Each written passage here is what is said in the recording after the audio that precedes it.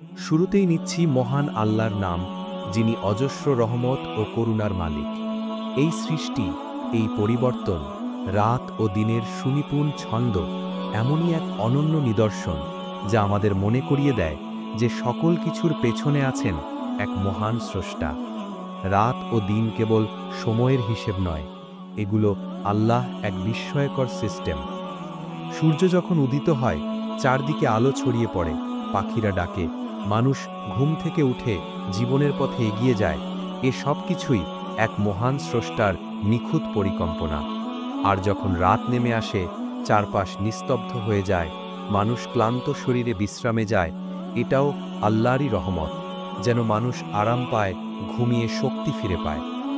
সূরা আন-নূরে আল্লাহ বলেন, আল্লাহ দিন ও রাতকে পরিবর্তন করেন, নিশ্চয়ই এতে অন্তর্দৃষ্টি সম্পন্নদের জন্য শিক্ষা রয়েছে।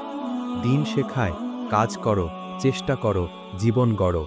রাত শেখায় বিশ্রাম নাও, চিন্তা করো, আত্মসমালোচনা করো।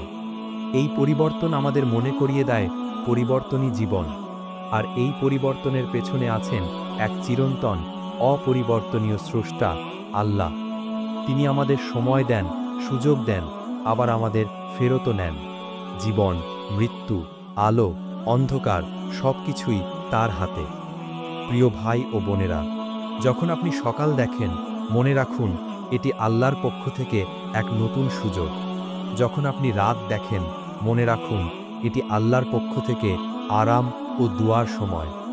সুতরাং প্রতিদিনের এই পরিবর্তন যেন আমাদের ঈমানকে জাগিয়ে তোলে, যেন আমরা বুঝতে পারি এই নিখুঁত পৃথিবীর পেছনে রয়েছেন এক পরম শক্তিমান স্রষ্টা। আর সেই স্রষ্টা আমাদের ডেকেছেন তার পথে আসতে, তার নিদর্শন চিনতে এবং তার কাছে ফিরে যেতে।